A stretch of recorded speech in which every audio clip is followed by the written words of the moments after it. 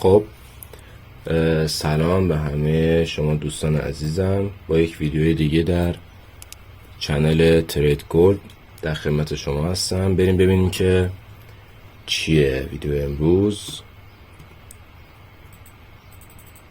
خب بازارهای مالی، فاینانشال مارکت، چند نوع بازار داریم. خب که من توی این قسمت، توی این ویدیو فقط در حد یک اشاره کوچیک و تعریف براتون آوردم. حالا بعداً توی پلیلیست بازارهای مالی که توی چنل یوتیوب تشکیلش میدم راجع به تک تک اینو بیشتر توضیح میدم، اینکه کی تایم معاملشه، کی باید معامله کنید و اینکه کجاها میشه معامله کرد و اینکه باید چی کار کرد. اینا رو بعداً توی اونجا توضیح میدم.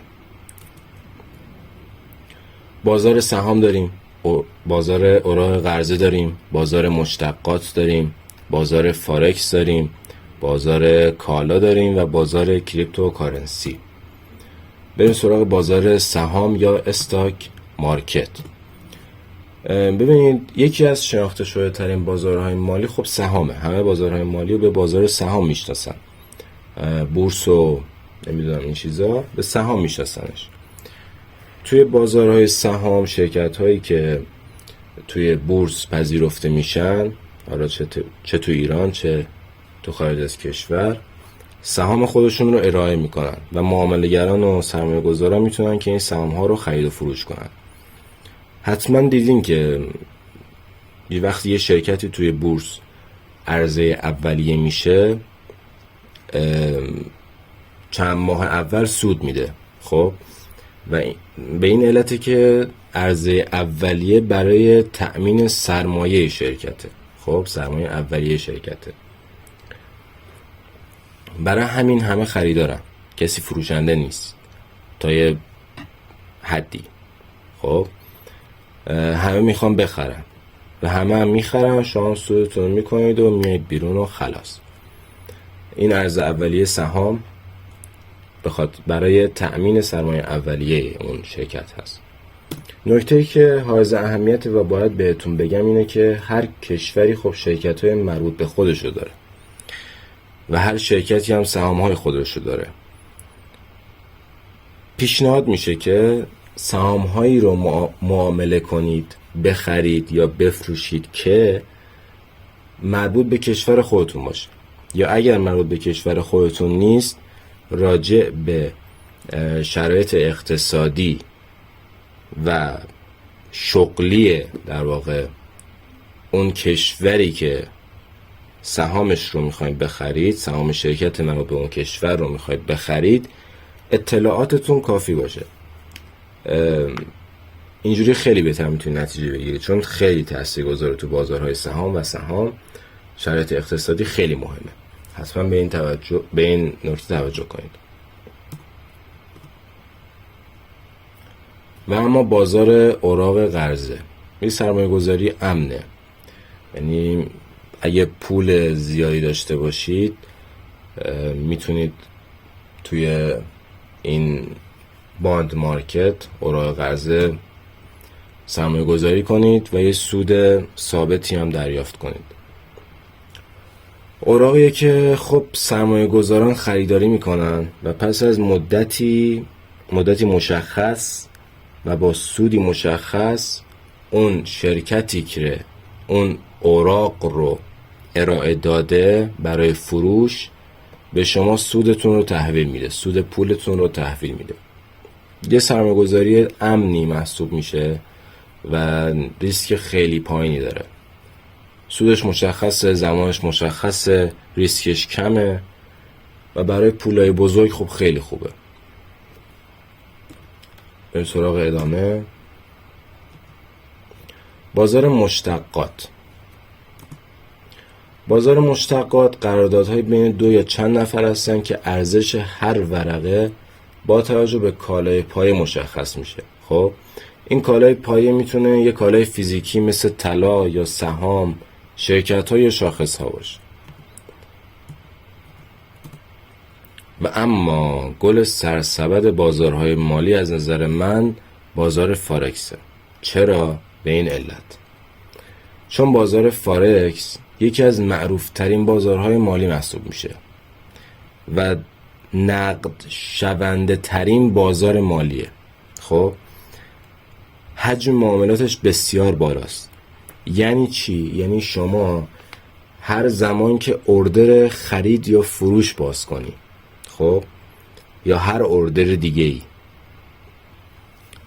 به سرعت فعال میشه. یعنی به سرعت، مثلا شما یه چیزی رو میخوای بخری، خب، یه جفت ارزی رو میخوای بخری، همزمان یکی هستش که میخواد اونو بفروشه تو اون نقطه‌ای که شما میخوای بخری. توجهی؟ به خاطر همین این معاملات سریع انجام میشه، این اوردرها سریع فعال میشه. چند تا از جفت ارزهای معروف رو براتون اینجا آوردم. یورو یو اس دی، یورو به دلار آمریکا. ایکس ای یو به یو اس دی، طلا به دلار آمریکا. یو اس دی کد، دلار آمریکا به دلار کانادا. حالا یعنی چی؟ یعنی توی اولی یعنی خرید یورو و فروش دلار. اونی که سمت چپ ممیز قرار میگیره خریده میشه و اونی که سمت راست ممیز قرار میگیره فروخته میشه.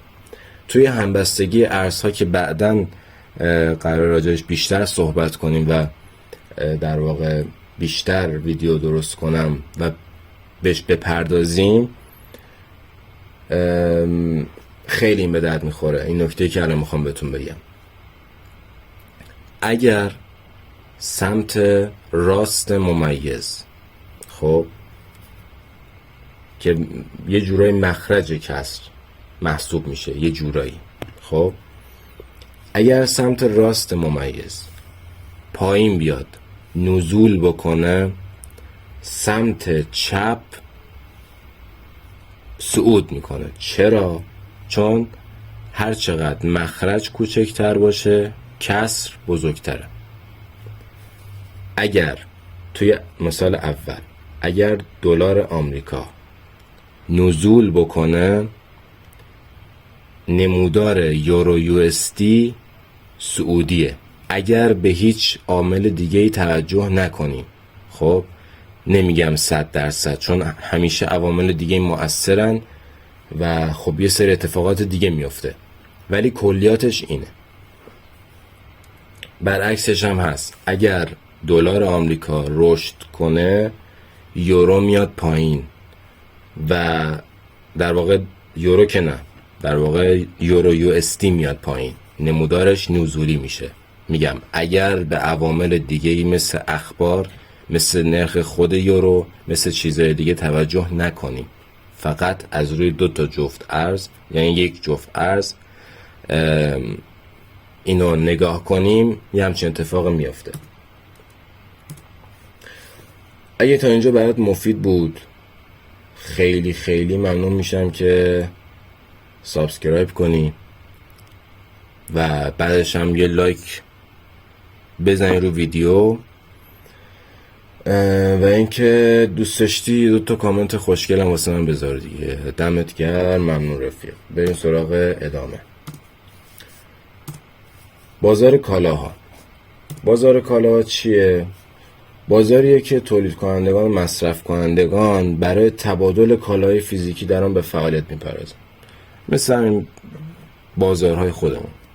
مثال میزنم، مثل همین بازار خودمون، طرف یه چیزی تولید میکنه، میاره برای فروش، مصرف کننده میخره، خریداره. همین. مثل محصولات کشاورزی، ذرت، سویا، گندم، انرژی مثل نفت، گاز و گازوئیل، طلا، نقره، پلاتین، پنبه، قهوه و شکر. و اما بازار ارزهای دیجیتال یا کریپتوکارنسی، بازاریه که میشه گفت جدیدن رو بورس اومده، یعنی یه چند سالی میشه.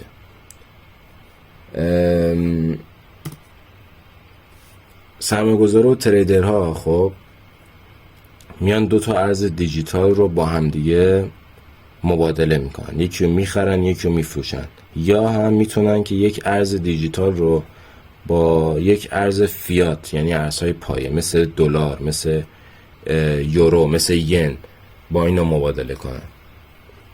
یه چند تا از ارزهای دیجیتال معروف رو براتون میارم: بیت کوین، دوج کوین و ترون.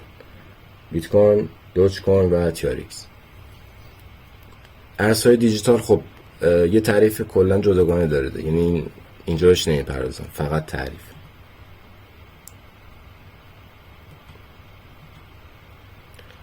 در آخر ممنون از توجهتون، دمتون گرم، تا درودی دیگر بدرود. امیدوارم که لذت برده باشید و براتون خیلی مفید بوده باشه. خدا نگهدار.